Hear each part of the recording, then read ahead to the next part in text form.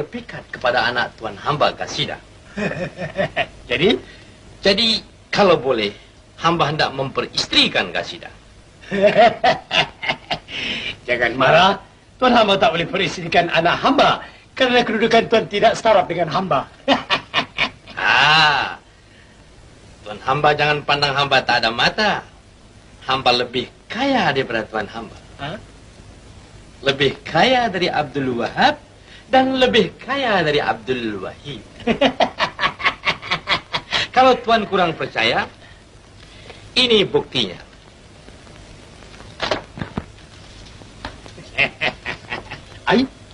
Harta Ismit di luar negeri.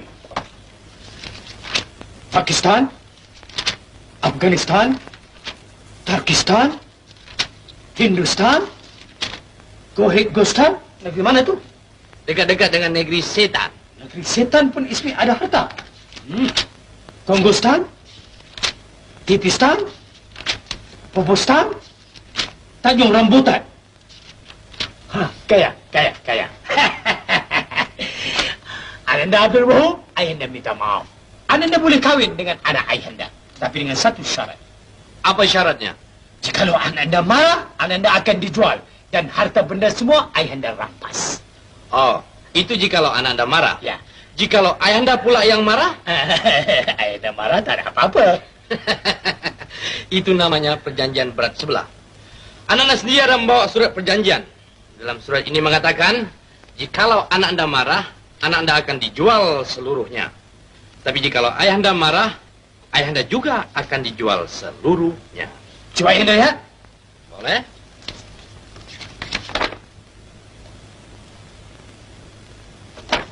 Beri ayahanda tempoh 5 minit. Silakan. Baik.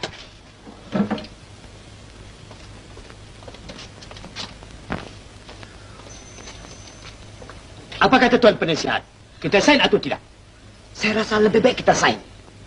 Sebab Abdul Wahab dan Abdul Wahid begitu pihak pandai kita jual. Ini apa? Abdul Wahab budak mentah. Betul. Kalau perkara ini berhasil, saya akan beri 25%. Sign, jangan takut. Baik. Ayahanda Abdul Wahab, ayahanda bersetuju. Bagus. Kalau setuju, mari kita sama-sama sign kontrak ini. Ya. Bagus. Tuan saksi. Ya, itu perlu saksi 25. Ananda Abdul Wahab, selepas daripada menandatangan ini, kalau kiranya terdapati apa-apa, ayahanda minta halal. Begitu juga Ananda minta halal dari dunia sampai akhirat. Ya. 25. 25. Ya. Apa yang 25? Ananda kawin 25. Ya. Ya. 25.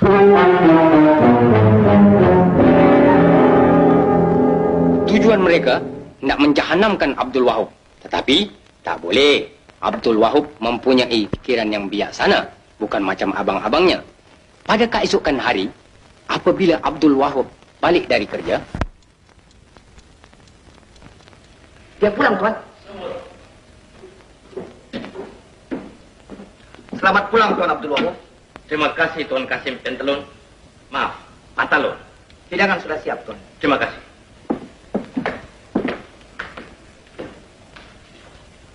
Silakan duduk, Ananda. Terima kasih.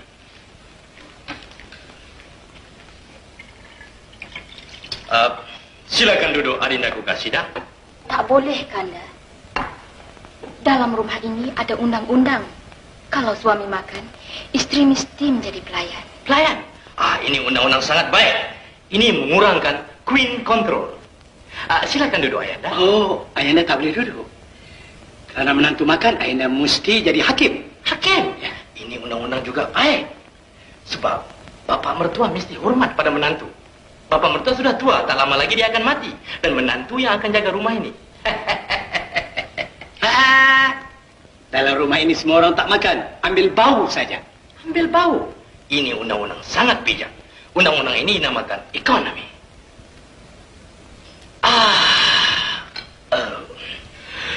Sudah kenyang. Badan Ananda pun terlalu letih. Ananda hendak masuk dalam berehat. Selamat malam.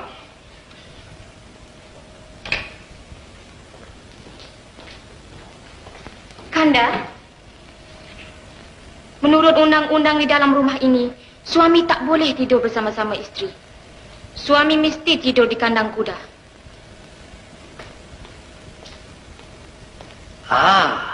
Inilah undang-undang yang terbesar sekali dalam segala undang-undang. Undang-undang ini dinamakan family planning. Selamat malam.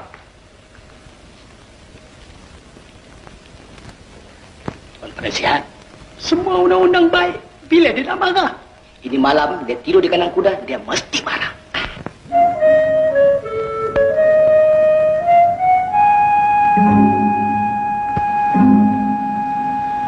Hari ini hari engkau, Sadik.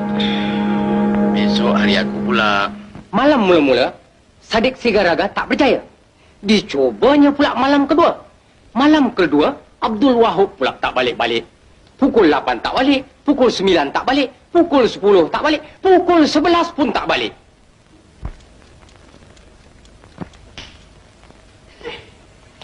Sudah dekat pukul 12 dia belum pulang lagi. Kemana dia pergi? Jangan-jangan rancangan kita nak gagal lagi tak? Itu dia pulang, Tuan. Rapilah, kami dah tugas.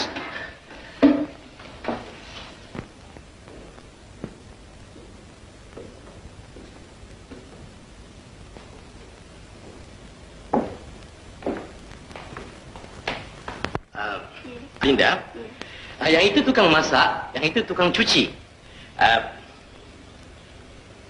Yang ini tukang pergi pasar. Yang itu tukang kebun. Dan yang tua ini ialah cacai tua perangkat najis. Marah, jangan marah, Ayanda nanti kena jual. Kadang, angkatkan makanan ini. Beta dan Permaisuri sudah makan. Silakan, Adinda. Baik, terima kasih.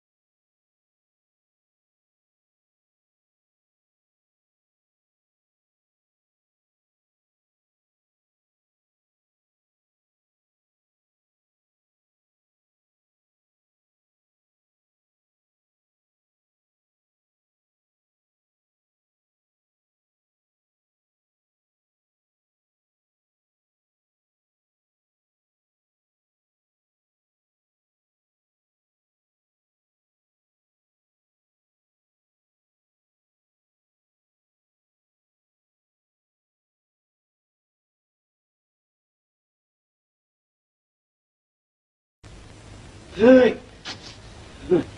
Kalaulah ku turut hati malam tadi, ku cekik-cekik Abdul Wahab. Dia bawa perempuan satu hal. Dia bilang aku pecacai, angkat najis. Apa dia ingat aku adik-adik dia? Bukankah aku bapa mentua dia? Sabar, Tuan Sadik. Sabar. Kita mesti mencari jalan supaya dia boleh marah. Jalan dah tak ada dah, habis. Ada lagi, ada. Macam mana Tuan Penasihat? Begini, Tuan Sadik. Kita mesti mengupah 3 orang pemuda untuk berpura-pura berkasih-kasihan dengan Hamidah, Rafidah, dan Gasidah. Kalau Abdul Wahab tengok, mesti dia cemburu. Sebab kakak iparnya bersifat curang. Istrinya main kayu 3. Ai, apa saya taruh otak begini? Bijak. Saya tak sangka Tuan cukup bijak. Mempunyai otak pembelit yang nombor 1. Malam ini kita jalankan kerja.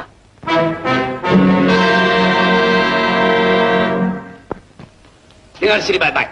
Sekejap lagi Abdul Wahab pulang, kamu pura-pura mencintai anak aku. Faham? Faham, Tuan. Tiap-tiap seorang aku upah 50 pound.